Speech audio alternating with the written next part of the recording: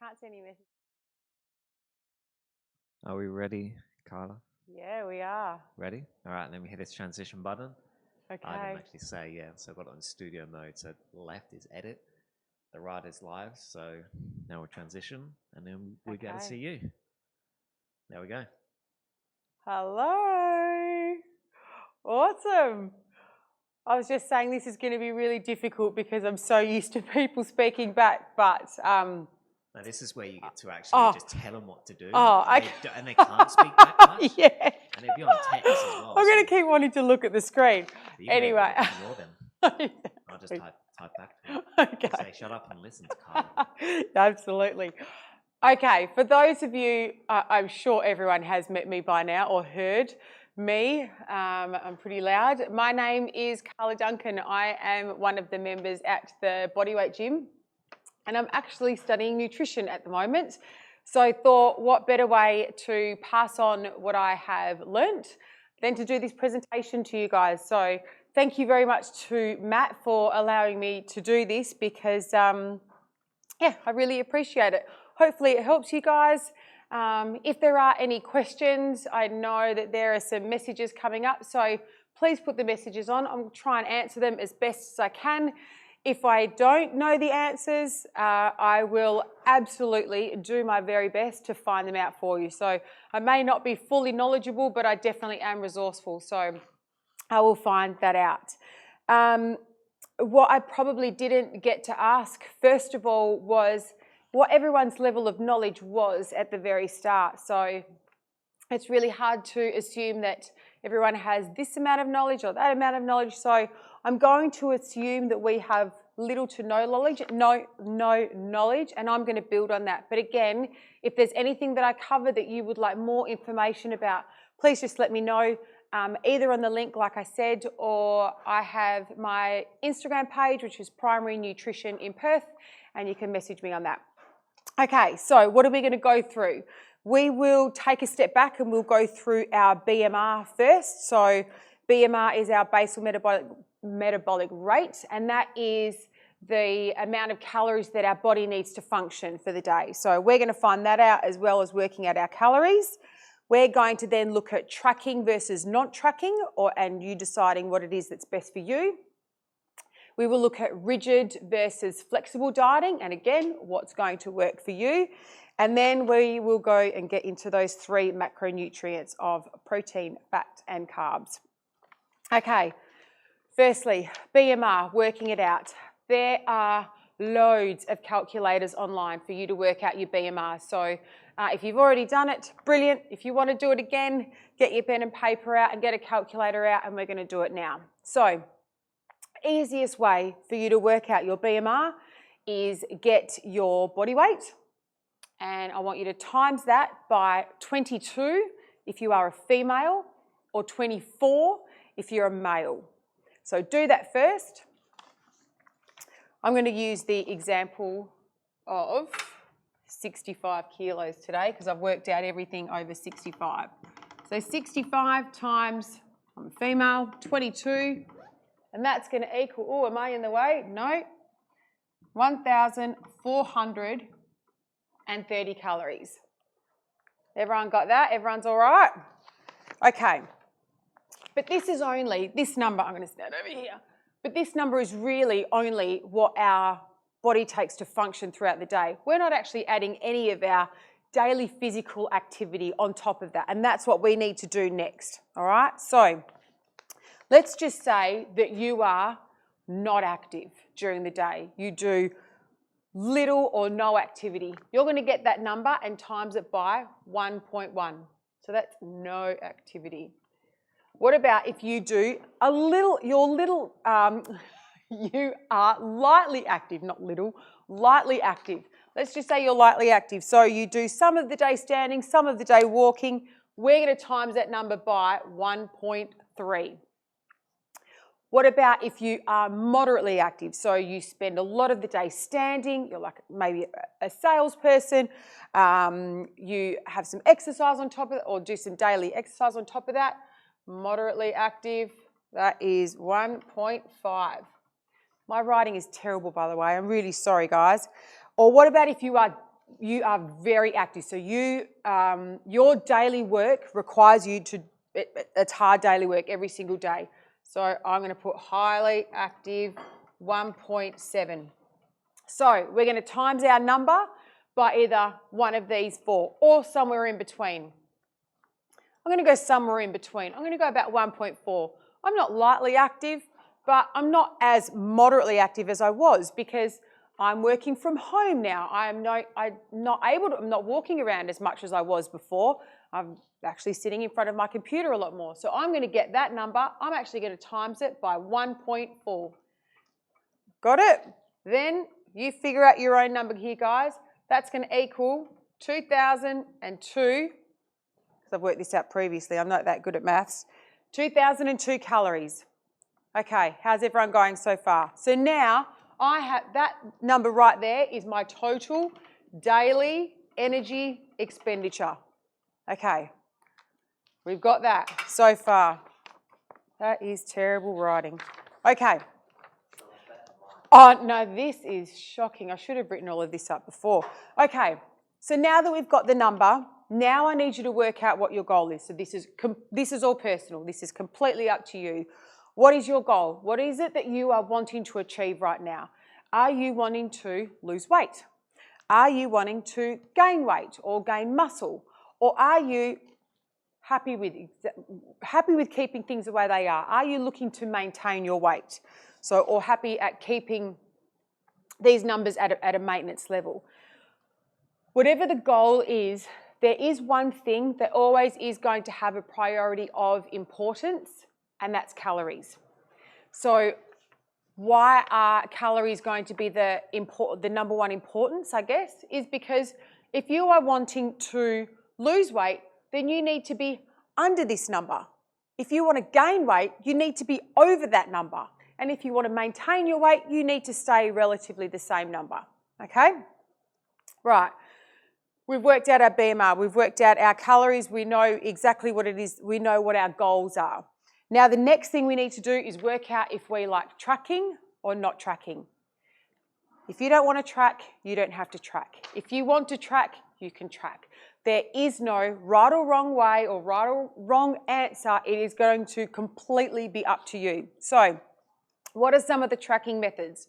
You can use things like if it fits your macros, or entering your numbers into your food into MyFitnessPal. There's also points tracking out there. There's like Weight Watchers, for example. Or let's just say, for example, you don't want to track all three macros. The thought of even looking at all three just blows your mind. Maybe you want to just focus on one. Maybe you want to focus on protein. So it's individualized tracking. Okay, some of the reasons why you may want to track, just to go through the pros of it first. It's obviously going to be really easy for you to manipulate your numbers in MyFitnessPal, for example, when you put them in. Okay, so I'm having this for dinner, or this is what my family or I am having for dinner right now. So that means I maybe need to have only one piece of bread versus two for breakfast, or I reduce my amount of rice or pasta for lunch, or whatever the foods are. So you can easily manipulate it around. The numbers will also keep you accountable because you can see what you have put into MyFitnessPal, for example. The reasons why you may not want to track and why some people don't is because it is really time consuming. It takes a lot of time for you to put in those numbers every single day. You may not want to do it, and that is perfectly fine. You may need to be educated, and when I say educated on it, you might not know how to use MyFitnessPal, and again, that is absolutely okay. It does take some time. It took ages for me, but once you get the hang of it and start putting the numbers in, you do get the hang of it. But anyway, you might not want to do it for that, and that's perfectly fine. All right. What if you don't want to track? I couldn't think of anything else, anything worse, Carla. I don't want to track at all. Well, some of the non-tracking methods is just an easy one, portion control. So you can reduce your portions. You can look at using a smaller plate. You can look at using a smaller fork or a smaller spoon if you really wanted to. Small. You can put down the fork. Yeah, exactly. Put down the fork after I put it in my mouth. You can look at intermittent fasting or windowed eating, so where you reduce your calories by eating in a certain window of the day. So you fast for 16 hours and then you eat for 8 hours of the day. It's another option. There's lots of different intermittent fasting protocols out there. You can just find one that suits you. You can also look at maybe reducing out some of the calorie-dense foods. So some foods have a lot more calories than others. You can choose to swap those out for a lesser amount. It's an easier way for you to not track. Or the other way is to maybe just take out all of your processed foods. So eat a minimally refined diet. You can there's absolutely people who do that, so you can still do that. Any way is possible. And that's, I guess, one of the pros of not tracking is it is always going to be possible, so you can always do that. It can also instill intuitive eating because you are, you think, oh, okay, well, I'm hungry now, or this is how much I want to eat, or I'm full now, I don't, whereas sometimes when you are putting something into MyFitnessPal, if you have put in 150 grams of chicken, you feel like you need to eat 150 grams of chicken. So it can be very beneficial for intuitive eating. And it's obviously less time consuming. Okay, I guess no matter what the ways that you want to track or how you're going to track, or if you're not going to track at all, or how you're going to do this, the method of how you want to do it is completely up to you. So that's your choice. The principle, though, is always going to stay exactly the same, okay? Method and principle. The principle you are either in a calorie deficit to lose weight, you are either in a calorie surplus if you want to gain weight, or you are at maintenance calories, okay? All right, one more step before we go into macros. Have a think about whether or not you want to have a rigid approach to dieting or whether or not you want to have a flexible approach. Again, no right or wrong answer, completely up to you with how you want to do things. I do know some people who do have a very rigid approach. They're happy to do so. They have their days, they have their foods, they put them in every single day, and they are happy with that. It keeps them accountable. They know what they're doing. They like that control. Brilliant. I also have people who like doing flexible dieting, and again, that's okay. There's, again, no right or wrong. It's honestly going to depend on what it is that you want to do or you want to achieve or what fits in with you. Another benefit of doing flexible dieting is you can maybe choose to have high-calorie days versus low-calorie days. So if you're training, you might want more calories one day. If you're not training, you might want less calories one day. You may want to, now that you know what your daily energy expenditure is, you might not want to eat that all in one day. Maybe you want to save some of those calories for a Saturday or a Sunday where you know you're going to eat a lot more. So you can manipulate. Yeah, everyone's going, yes, yes. Cheat day. You can manipulate those numbers. So it's not set in stone. Again, it's not as rigid as a rigid diet may be. You do have the flexibility to do that. Okay. You should always guarantee that most people are going to do like a cheat day. Yes. Saturday, especially at the moment, comfort food on I Fridays. don't like that word cheat. I don't like it. It messes with my head. Yes. But you can save those calories. But good one, very good one, Gary, my little sidekick here. But you can save those calories for Saturday, which is what a lot of people do because that's when they know they're going to want to eat a few more burgers or beers. Because I'm both kind of unhealthy and unfit, so I can show the opposite side of like what it is. I can give the opinion from the people. Oh, thank you. See, I do feel like I'm talking to someone now. Brilliant. Okay, we're going to get into macros now. 3 macronutrients: protein, carbs, and fat. I'm going to go through the benefits of them and why you need them. Sorry, I've got my notes here, guys, but I'm just more comfortable. So sorry about that. I hope no one's getting offended by that, but I just want to make sure I'm letting everyone know. I know, I've got notes. God damn you, Carla. All right, carbohydrates. What are the benefits of carbs? Carbs are our main source of energy. So we are either going to use them or we are going to store them as glycogen, and it is a relatively quick energy source. Carbs are good for your digestive health. They help you sleep. They help with your satiety levels, so your fullness levels, because more carbs are calorie dense, so they have a lot more calories in them, so it's going to fill you up more. Carbs taste better. Some carbs taste better, so the palatability of your food as well. So, and also it can help with the adherence of your diet because you're able to add in more within your diet to be able to adhere to your diet, okay? How much you are going to need is really going to depend on you. Again, what is your training like? What is your training volume? What are your goals? What is your body weight? So something to think about and we can go through all of that at the very end. I don't know how much time I've been on. Oh my God, it's already been 20 minutes. That's okay, we'll keep going. That's all right, I think we started almost like... Oh, okay, all right. So I talk 15. a lot, that's my problem. Okay, the other thing that I want to say about carbs is carbs has a protein sparing effect. So when we are eating carbohydrates, we want to use that for fuel, so for energy. When we're eating protein, we want to use that for our muscles. So when we are eating carbs, we are really leaving all of that protein to build muscle, repair muscle, so it can have that protein sparing effect. If we are not eating a lot of carbohydrates, we are potentially going to use some of that protein for energy. So that's what I mean about having a protein sparing effect. And I will mention this, I know it's controversial, but I'm going to do it anyway, why not?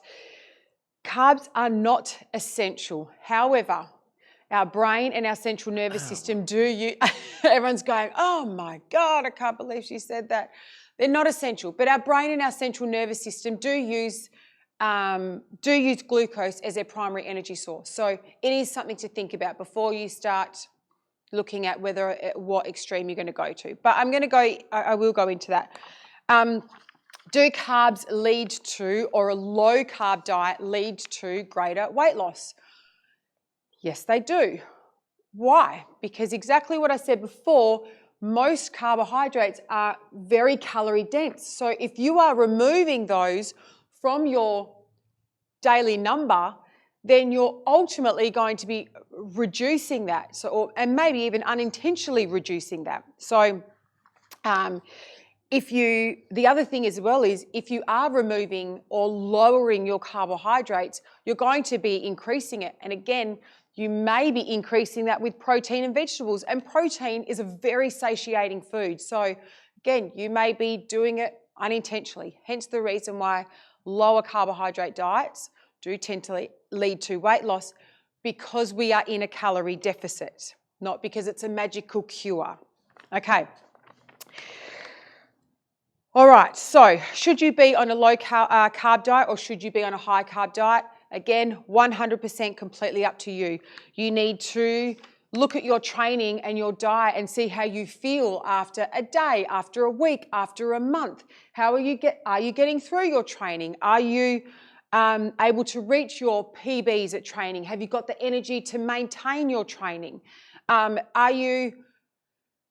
Do you not feel well if you don't have a lot of carbohydrates? Are you not able to keep up with the energy? There's lots of things around it, but again, it's so dependent on you.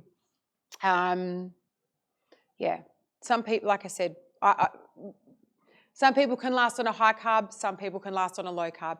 I in particular, I actually like a high carb diet. I find that I can't concentrate, I get fatigued very, very easily if I'm on a low carb diet. So anyway, but again, completely up to you. All right, this is something, get your pen and paper back out again. What intake of carbohydrates should I be at? Okay, if you have, and these are just, again, this is all what I've learnt, so I hope I'm passing on some information for you guys. But again, this is what I've been taught. If you are looking at fat loss, and we're going to go through the calculations of this at the end, if you're looking at fat loss, you want to aim for between 1 and 3 grams per kilo of body weight of carbohydrates. If you are wanting to gain muscle, you are going to look at 2 to 6 grams per kilo of body weight. If you're looking to just maintain health, 1 to 4. So between 1 and 4 grams per kilo of body weight. Got it so far? I really hope I'm not going too fast. Again, I can answer all of these questions, or I can put up a separate post with all of these on there if you need to, guys. All right, fat. What are the benefits? Maintain a healthy immune system. They help us to absorb vitamins. They help to our hormone production, so testosterone, progesterone, estrogen, which affect our mood and our libido. It can affect our satiety levels as well, because fat has a very slow burning effect, and it's also very palatable. So it can actually affect how full you are. What intake should your fat be? There isn't a lot of research on percentages per kilo like there was for carbohydrates and what there is for protein. So 15% of your total calories tends to be on the lower side. You may want to aim between 20 and 40% of your total calories. But again, that's going to be dependent on you. Are you wanting a higher fat diet? Are you wanting a lower fat diet? What are the foods that you want to eat, or that you are eating, that you want to actually include into those numbers, which is ultimately what you're going to want to do at the very end. Okay, protein, last one. What are the benefits and why do we need them? Healthy skin and nails. It helps with weight loss because it does increase satiety, so the fullness, and it reduces your appetite through the day. It's necessary for our immune function. But the biggest one, I think, that we know, or people know of when they speak about protein, is that it is essential for the growth and the repair of our muscles, okay? And retaining muscles, I should put that in as well. So what should your intake be? Again, this is really going to depend on you, okay? No right or wrong, depending on you. But we know that the minimum amount that you need of protein to avoid any deficiency is 0.8 grams per kilo of body weight, all right? So an ideal range sits between 1.2 and 1.6 grams per kilo of body weight. And we can retain muscle on 1.2, so just know that as a bare minimum. Athletes may want to look at 1.2 grams to 1.7 grams, or if you are wanting to absolutely maximize muscle protein synthesis, so you want to build muscle, then you maybe want to look at 1.8 to 2.7. Now that is a high number. Do you want to jump to that at the very beginning? No, you don't. You may want to start off at 1.2 or 1.5 and slowly work up to that. You may not be able to eat that much protein. You may get sick of your food. You may be turned off your food. You want to work up to find out what it is that you can do, but that you can adhere to, because again, adherence is going to be key than anything else. Oh, can you hear me over all of that? Hopefully. All right. Hopefully everyone can hear me. All right. Or I can just speak louder because I've done that before. Okay, everyone knows what I'm like. How are we going to increase protein into our diets?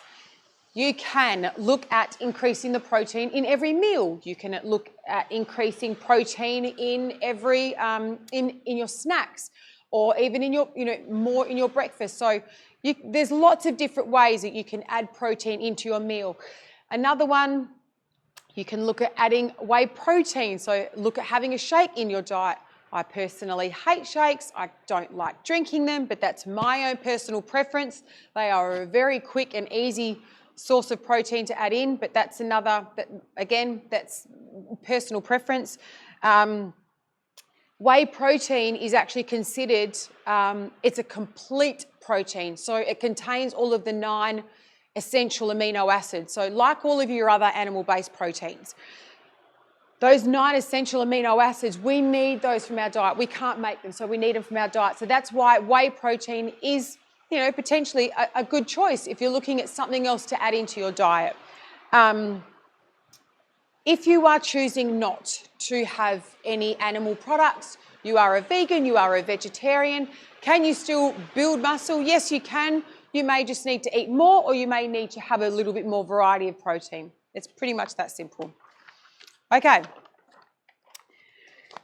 Okay, so now that we know, we've worked out our number, we know if you want to track or not track, rigid or flexible, we know all of our macronutrients. Now we need to, I guess, split them. So how are we going to split those macronutrients, from our number? I'm sorry if you've now been watching for 33 minutes for me to give you some magical answer, but I can't actually do that because there is no magical split. There is no set way that's going to give you this is going to work at the very start. No, it really, really is going to be trial and error and what is best for you based on all of those things that I talked about. So what are the foods that you want to include in socially? Do you have family barbecues? Do you have family dinners? Do you go out with friends? You don't want to start saying no to people or that you can't go out because, oh no, I need to stick to, it's not included in my calories. Include them in your calories. If you're having a barbecue or you enjoy a beer on a Saturday, include that into your calories. The other thing is, are the foods that you want to include going to help you physically? Include those into your calories. Work that into your numbers, because if it means that you've got some training goals, or you want to be able to run with your kids, or you want to, lots of different things, you need to probably have a look at yourself and see what it is that you want, and then work out the numbers from there. All right. Let's just say our goal is to lose weight. We know that 3,500 calories equals 0.45 kilos of fat. So just under half a kilo. 3,500 calories equals 0.45 kilos of fat. So essentially, if I reduced my daily or my weekly number, so my weekly number by 3,500 calories, so say 500 a day, that would mean I would lose almost half a kilo a week. Yeah? Well, yep, that's true. But is it that easy? No, it may not be. So you need to probably, anyway, reducing a number by 500 calories, you need to ask yourself whether or not that's something that you can do, or is that something that I can do? How am I going to find out if 500 calories is the right number for me? Well, okay, what I'll do is I'm going to track my days, 3 days worth of eating, and I'm going to see exactly how many calories do I eat. Do I even get up to that number? Do I get over that number? Do I get under that number? That's going to give you a bit of an indication to see whether or not 500, for example, you can pick any number, is right for you.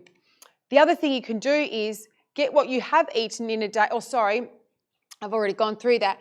Get your maintenance calories. So get this number, or whatever your number is, put it into MyFitnessPal if you are tracking, and see if you are going over that number. So see what you're like at maintenance calories.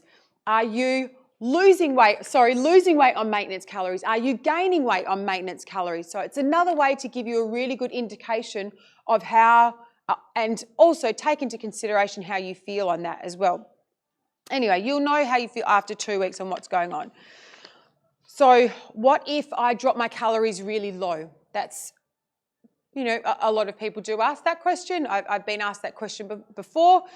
If I drop them really low, am I going to lose more weight? Well, of course you are. But how are you going to feel by doing so? Are you going to be lethargic because you don't have the energy to do things? Are you going to be able to get through your training? Are you going to be able to keep up with the training volume? Are you going to get to that high point of your of your training? There's lots of different things that you need to take into consideration as well. I'm sorry that there's no magical number here, but we really need to work on a trial and error basis for you guys. So it's individual. All right. What about if I want to gain muscle? So I don't want to lose any weight. I just want to gain muscle. Okay. How much am I going to increase my calories by? Gaining muscle is significantly slower than fat loss. So you may not want to increase your number by 500 calories, so to speak. You might want to start between 200 or 300 calories and see how you go from there. 50 to 100 might be too low. You know, anything above 300 might be too high. We don't know. Start between 200 and 300 calories and find your sweet spot from there on what works from you. Kaz said, super keen to watch this later. Currently in a work meeting. Carla, if we have a question, how is it best to get the question to you? So you can either post some questions on the post that Matt has put up, or I might put up a post after this and say, if there are any questions, please let me know. That might be an easier way, and then I can get those questions. Otherwise, if you don't want to do it on the page, I do have an Instagram page, Primary Nutrition Perth. Please find me there and you can send me a direct message and I will be sure to answer them. So hopefully that helps. Thanks, Kaz. Yeah, I guess most people can just look at that post or look out for another post and then Is it easier just to put it on that post? Yeah, you can probably do that. All right, but, I might like do you that said, then. We can always make another post, or at least that's the connection point. You can always I might just use that same post and then that way there's not too many posts going around. I might just use that same one. You can see a specky tanned. Or Q&A post or something. Yeah, okay. All right, let's just say we'll get back into it. It's a cool photo. Yeah, I know. I'm so tanned in that photo. Very, very dark. Okay, what about if we want to gain muscle? So, which is what I was talking about. Where was I up to? Right. A question that may get asked. Can I gain muscle whilst in a calorie deficit? The answer is yes. When you're in a calorie surplus, the reason why we're in a surplus is we want to increase our feedings, increase our food so we have the energy to do our training. We want to increase our protein so that we can build on the muscle that we have. So we retain the muscle that we've got and we build on the muscle that we have. So if you are in a calorie deficit, if you're underneath that number and you want to gain muscle, what do you do if you want to gain muscle and if you're in a deficit? Increase the protein feedings or increase your protein whilst in that deficit and you'll be able to do the exact same thing. Hope that makes sense. Happy to go through that again if anyone doesn't understand. Actually, I'll quote a study that we at MNU we were discussing. There was a group of rugby players and they were split into two groups. They were both put on a 40%, which is huge, a 40% calorie reduction, and they were monitored for 4 weeks. They still kept up with all of their resistance training.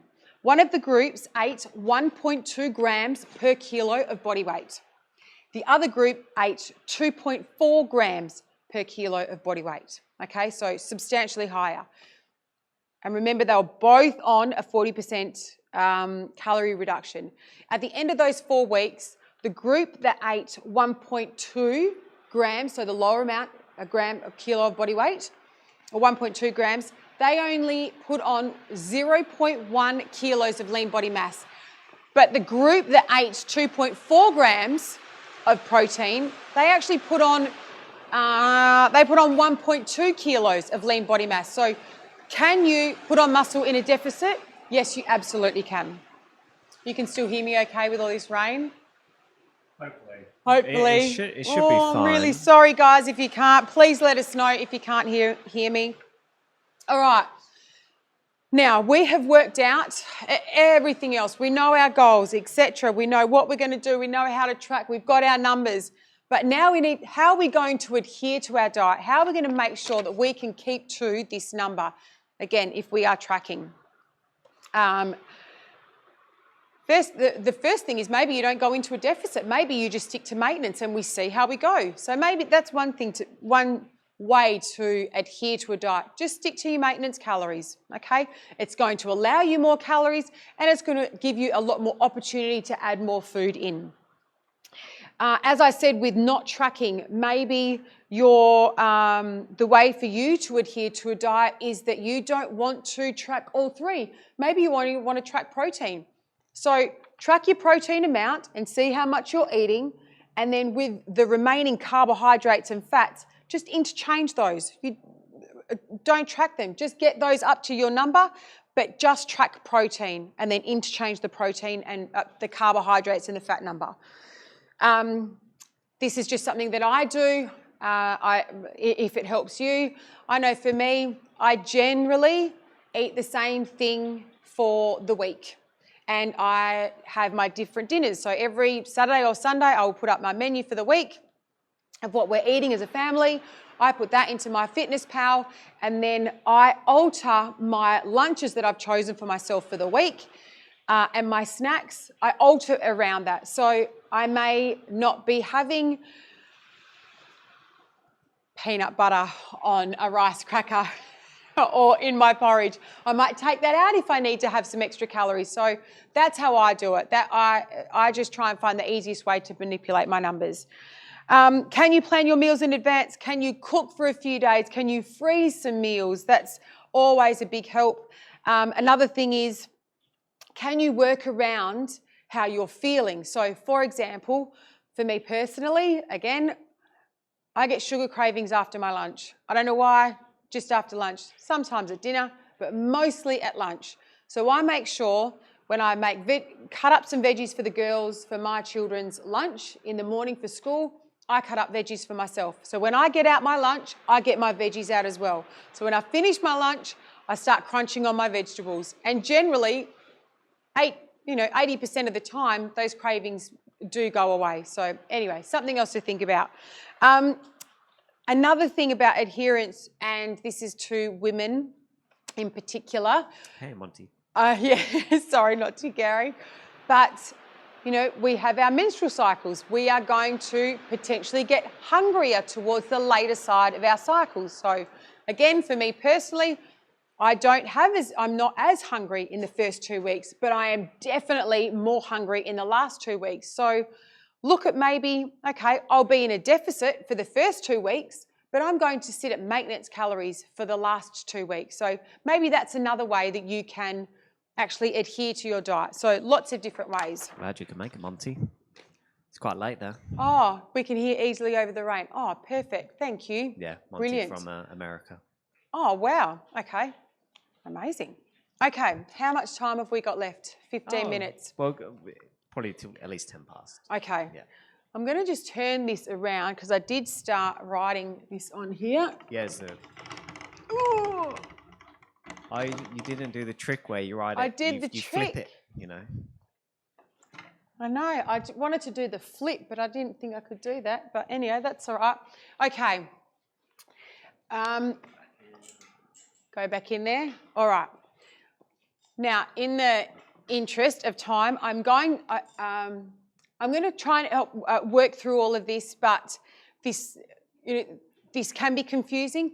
Please understand that if you don't understand it, I will do another post on this and I will put it up on the page because this part can be very, very confusing. So I'm going to do it as best as I can. If you don't understand, please let me know and I will absolutely put another post up. Okay.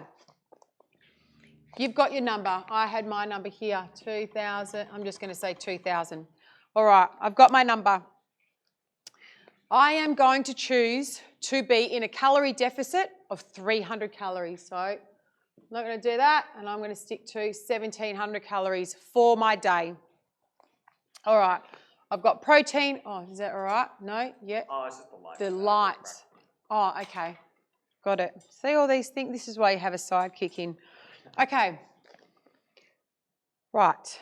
Try and follow up with me, guys. Again, please send messages if you need me to go through this anymore. 1 gram of protein equals 4 calories. 1 gram of carbohydrates equals 4 calories. 1 gram of fat equals 9 calories. Okay? I've got that part first. So, how now do I work out what my protein, carbs, and fats are going to be based on this number? Protein first. All right, well,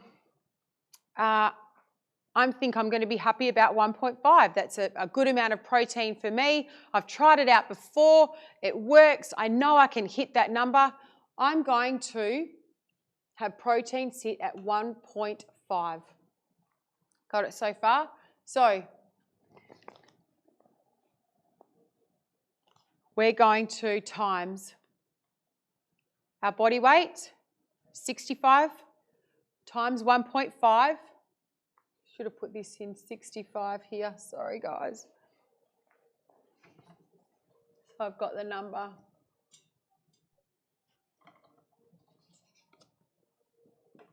So 65 kilos times 1.5 equals, I've done all of these already, 97.5 grams. Oh, my writing is shit. It's terrible. Oh, I've just started swearing as well. Things are getting bad now. Okay, so protein, 65 kilos times 1.5, because that's what I've chosen, that's my range, equals 97.5 grams. Carbohydrates, well, I want to gain muscle while I am in my deficit. So I want my energy to be able to keep me going through training. So I'm going to 65 kilos, I'm going to times that by 3. That equals 195 grams. Now, remember how I said that 1 gram of protein equaled 4 calories. So I need to get 97.5 and I need to times it by 4. So, oh God, I'm going to go this side. So 97.5 times 4 equals, I've done this already, 390 calories. I need to do carbs, which is 195 grams times 4 equals 780. So this is where you pretend like you're calculating in your head. So I know, I'm smart. a mathematician. I'm actually studying maths, not nutrition at all. This is how good I am. Yeah, Monty says, me and my wife are both watching this one. She's a dietitian and appreciates breaking it down for everyone. Oh God, I hope I haven't said very anything good wrong. Information and presented very well. Thank you very much. I appreciate it. Okay, you'll notice that I haven't actually worked out my fats because I don't need to for what I'm doing right now. You may choose to work out fats. For me, what is important for me is I want to gain muscle in my deficit. So I've worked out that my protein, because I want to grow my muscle. I've worked out my carbs because I want to have the energy to get through my training, to give me that, to give me my energy through my training. So basically, whatever my calories are, take away my protein, take away my carbs is going to give me my fat. So 1700 take 390, take 780 equals, where did I work it out? 530. See, all in my head. 530. Now, that 530, if we needed to work out what that number was, remember it's actually 9, it's not 4. So we're going to divide it by 9, and it equals, I can't actually do things back to front. It's actually going to be 59 grams of fat. So I've now worked out that I am going to be having 97.5 grams of protein, 195 of carbs, and 59 of fat, or 390 calories of protein, 780 calories of carbs, and 530 grams of fat. And you're probably looking at this going, oh, but the fat's more than the protein. What's going on? Is that right? Yeah, it is. This isn't right or wrong. There's nothing that is right about this, just don't be worried about the numbers. Know that this is interchangeable. Know that you can play with this. If I'm not getting my 1.5 grams of protein and I'm only getting 1.2, I'll drop it down to 1.2. If I'm finding that my energy isn't staying, if I'm not having enough energy to get to my training sessions, I'll increase that. If I'm wanting to add some more fats into my diet, I can increase that. Or I can reduce this, or I want more protein. I'm not satiated enough during the day and I want to feel fuller for longer. I can increase my protein. The numbers are definitely interchangeable. Okay? How much more time? All right, I think I might leave it there because I need to leave some questions, but I know that we said we were going to do this. If anyone is confused about this, and please, it's okay if you are, please let me know. I will do this again. I'll do another video and I'll send it through, or I'll send you some calculations so you can work it all out. But I hope that makes sense. I really, really do. Okay, so was there anything? No questions at the moment. Okay. Nothing coming through. I just didn't want to take up the full hour in case something was coming through. Oh, great. No questions. I've obviously covered everything. It just means you've covered everything. People are obeying and they go on your word. Yeah. Anyway. Your word is law. Like I said, we will get a post up. Favorite non-meat protein sources. I don't have one. I'm sorry. I do eat a lot of meat. I'm very, very sorry. But I am happy to get some non-meat protein sources and I'll put a post up. How about that? That's probably the easiest thing. And then that way I can, everyone can have a look. Yeah, sorry. I eat eggs for breakfast. I'll eat chicken or turkey for lunch and I'll eat meat or something else for dinner. I'm terribly sorry. And I have whey protein in my oats as a snack. So there's probably a lot more options in America anyways. Yeah, probably.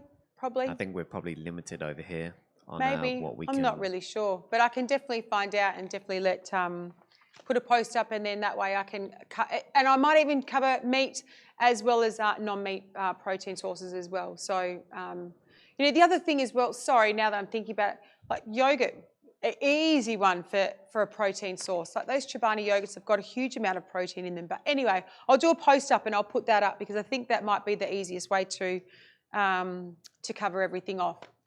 I will say, if you whey isolate and concentrate, is it important? Isolate has got less of the lactose in it in dairy. So if you are lactose intolerant, you may have less upset with the isolate versus the concentrate. So that's really the main thing. Yeah, so the question was like any opinions on whey isolate versus whey concentrate. So yeah, it was just the isolate is less. Yeah, look, to be perfectly honest, I have isolate, but there's no that's only just that. Again, it's a personal thing. I don't like dairy. I'm sorry. I'm letting everything out now. I don't like dairy. I don't like milk. I can't stand it. I see people drinking milk from the carton. It makes me feel sick.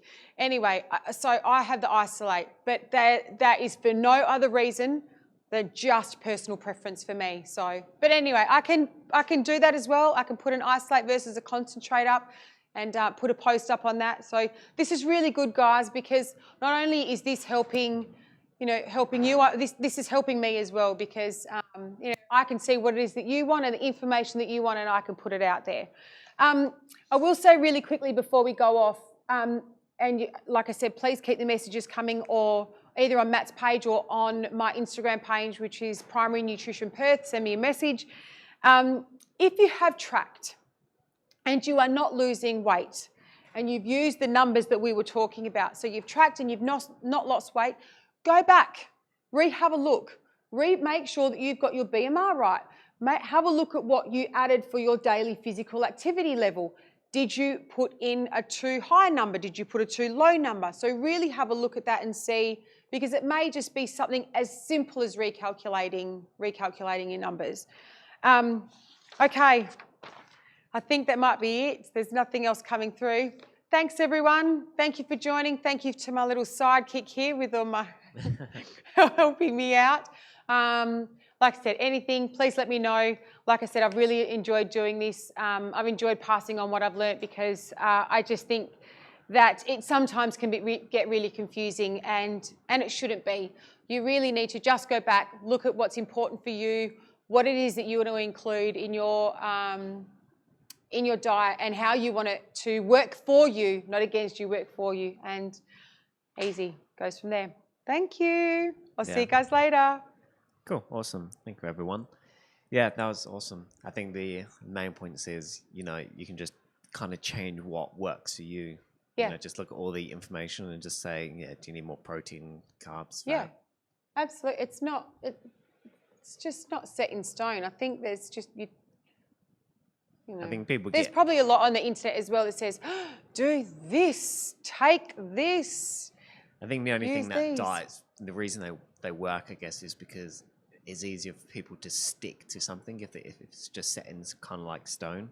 Yeah. It's easy to go, cool, that's the diet. Yeah. Don't do that and don't do that. And that's why I think a lot of people like that rigid dieting, because it's there, it's set, they know what they have to do, and they don't have to think about it. And that's okay, but yeah, it's just not going to be the same for everybody. But a lot of people like it, and they have great results by doing it. So, you can't knock either way. And if that one doesn't work, you go on to a different diet fad. Absolutely. Well, not a fad. It's not a fad. You need to adhere to it. It has to be long term. Yeah, true. Yeah. I'm just using the bad words, but like fad. See, I'm teaching you as well. Awesome. But yeah, I guess if you get used to doing it this way, you can just really customize your perfect. Yeah. And just adjust it as you need.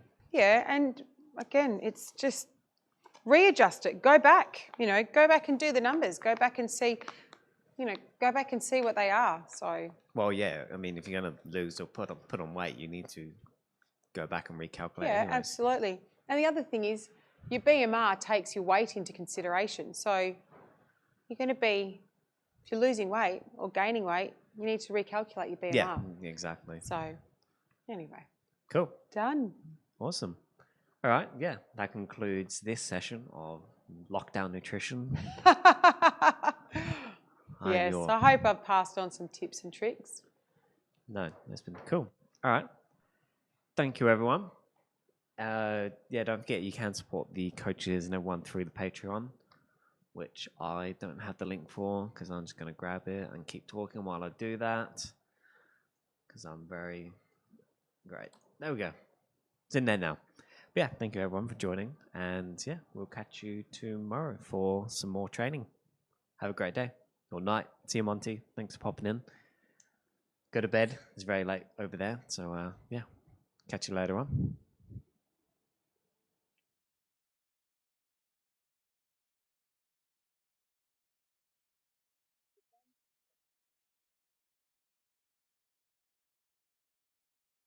Adios.